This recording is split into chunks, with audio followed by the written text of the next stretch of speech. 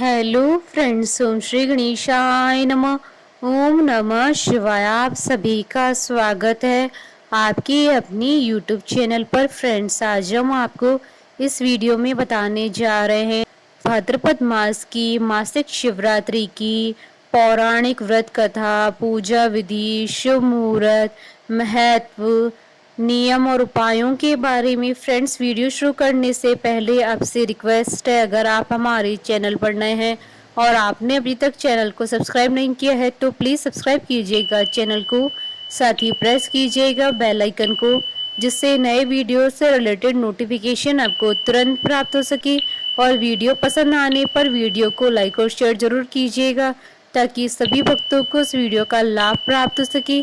और comment box में ओम नमः शिवाय जरूर लिखिएगा। हर महीने की कृष्ण पक्ष की चतुर्दशी तिथि को मासिक शिवरात्रि मनाई जाती है। प्रत्येक माह में आने वाले त्योहारों में मासिक शिवरात्रि का विशेष महत्व होता है। यह व्रत बहुत आसान और प्रभावशाली होता है। मान्यता है कि इस दिन जो भी व्यक्ति व्रत रखता है और पूरी श्रद्धा से शिव जी का पूजन करता है, उसकी सभी मनोकामनाएं पूरी होती हैं। इस दिन भगवान शिव जी की आराधना करने से महावरदान की प्राप्ति होती है। मासिक शिवरात्रि का व्रत रखने और पूजा करने वाले लोगों की सारी समस्याएं दूर होती है। मान्यता है कि मासिक शिवरात्रि का व्रत करने से मनोवांछित वर की प्राप्ति होती है और विवाह में आ रही रुकावटें दूर होती है। जिन लोगों के विवाह में देरी हो रही है या किसी प्रकार की अड़चन आ रही है तो उन्हें भी मासिक शिवरात्रि का व्रत करना चाहिए। मासिक शिवरात्रि के दिन शिव चालीसा का बहुत महत्व होता है। इस दिन शिव चालीसा का पाठ करने से भगवान शिव अति शीघ्र ही प्रसन्न होते हैं। पौराणिक मान्यताओं के अनुसार माता लक्ष्मी, माँ सरस्वती, गायत्री, सीता, पार्वती जैसी देवियों ने भी मासिक शिवरात्रि का व्रत किया था, जिससे उनके जीवन का उद्धार हो सके। मासिक शिवरात्रि के दिन व्रत और पूजा करने से व्यक्ति को सुख और शांति की प्राप्ति होती है। साथ ही संतान प्राप्ति, रोगों से मुक्ति पाने के लिए भी इस दिन उपवास किया जाता है। मान्यता है कि यह पर्व क्रोध, ईर्ष्या, अभिमान और लालच जैसी भावनाओं पर काबू पाने में मदद करता है। फ्रेंड्स, अब आइए जानते हैं भाद्रपद मास की मासिक शिवरात्रि की शुभ मुहूर्त के बारे में। हिंदू पंचांग के अनुसार इस बार मासिक शिवरात्रि का व्रत 25 अगस्त 2022 गुरुवार के दिन है।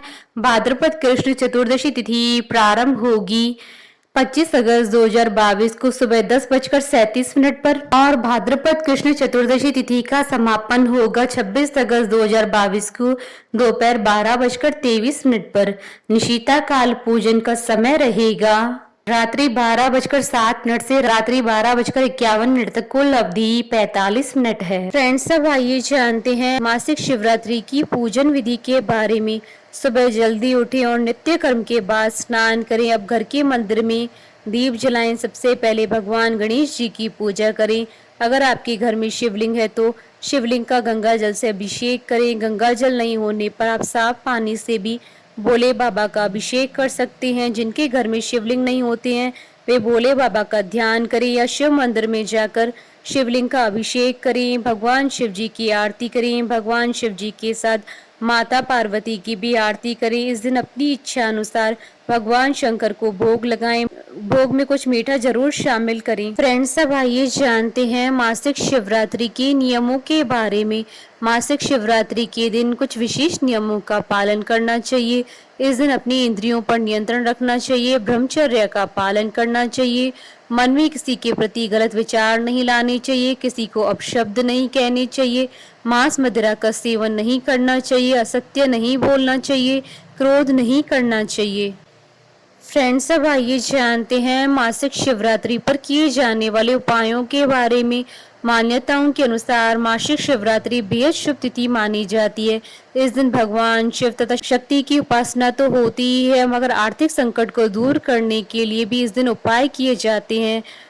मासिक शिवरात्रि पर सफेद वस्तुओं को दान करने से आर्थिक संकट दूर हो जाते हैं। मासिक शिवरात्रि पर भगवान शिव जी की पूजा आराधना करने से कुंडली में चंद्रमा ग्रह मजबूत होता है। इस दिन भगवान शिव को बेल पत्र, धतूरा और श्रीफल अवश्य चढ़ाना चाहिए। इसके साथ रुद्राभिषेक भी करना चाहिए।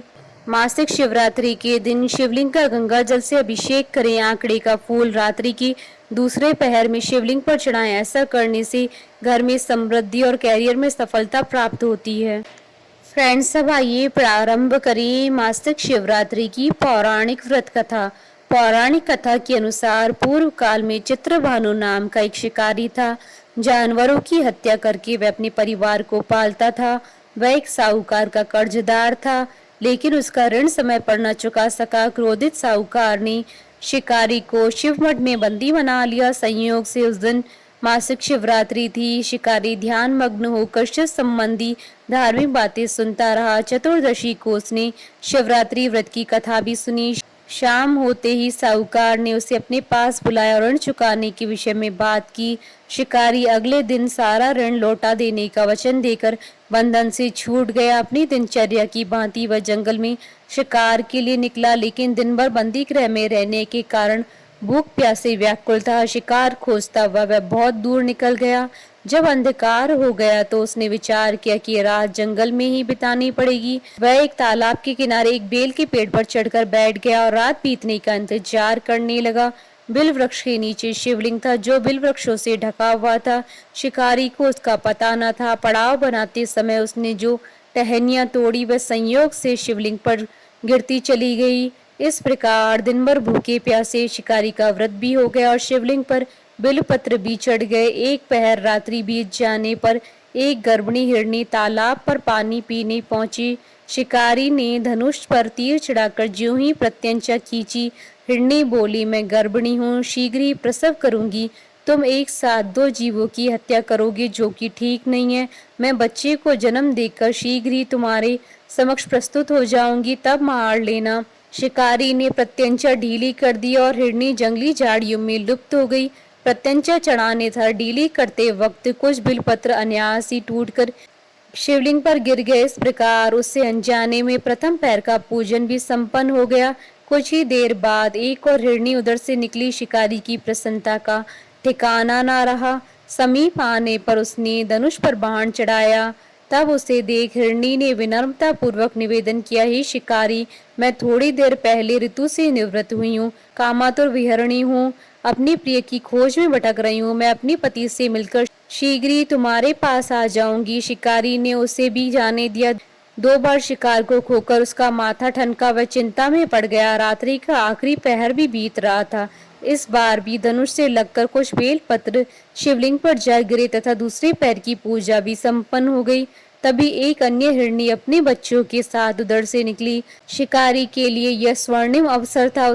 उसने धनुष तीर पर चढ़ाने में देर नहीं लगाई। वह तीर छोड़ने ही वाला था कि हिरनी बोली, हे शिकारी, मैं इन बच्चों को इनके पिता के हवाले करके लौट आऊंगी, इस समय मुझे मत मारो। शिकारी हंसा और बोला, सामने आए शिकार को छोड़ दूं? मैं ऐसा मूर्ख नहीं हूँ। इससे पहले मैं 2 बार अपना शिकार खो चुका हूँ। मेरे बच्चे भूख प्यास से व्यग्र हो रहे हैं। उत्तर में हिरनी ने कहा, जैसे तुम्हें अपने बच्चों की ममता सता रही है, ठीक वैसे ही मुझे भी है। हे शिकारी, मेरा विश्वास करो, मैं इन्हें उनके पिता के पास छोड़कर तुरंत लौटने की प्रतिज्ञा करती हूँ।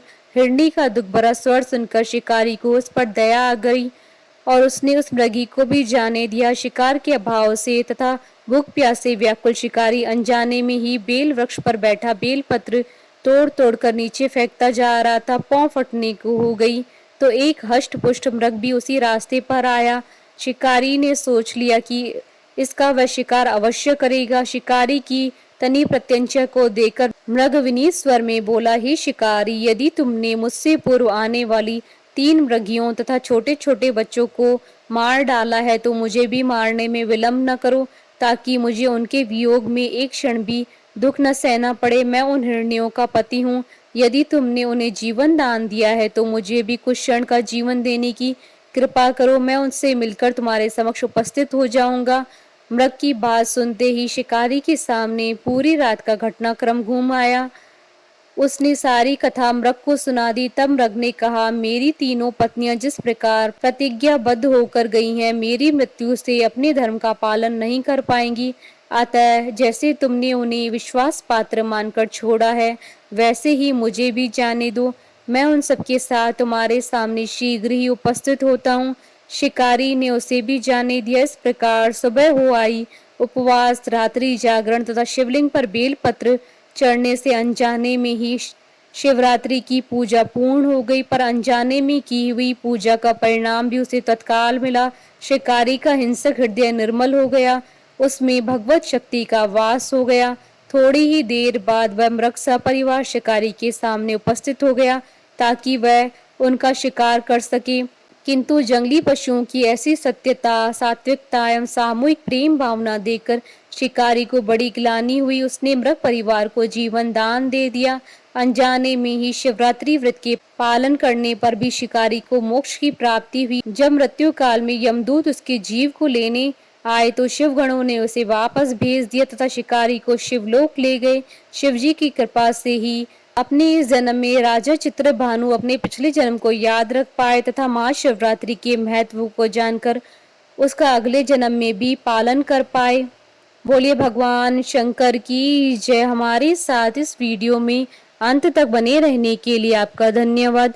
ओम श्री गणेशाय नमः। ओम नमः शिवाय।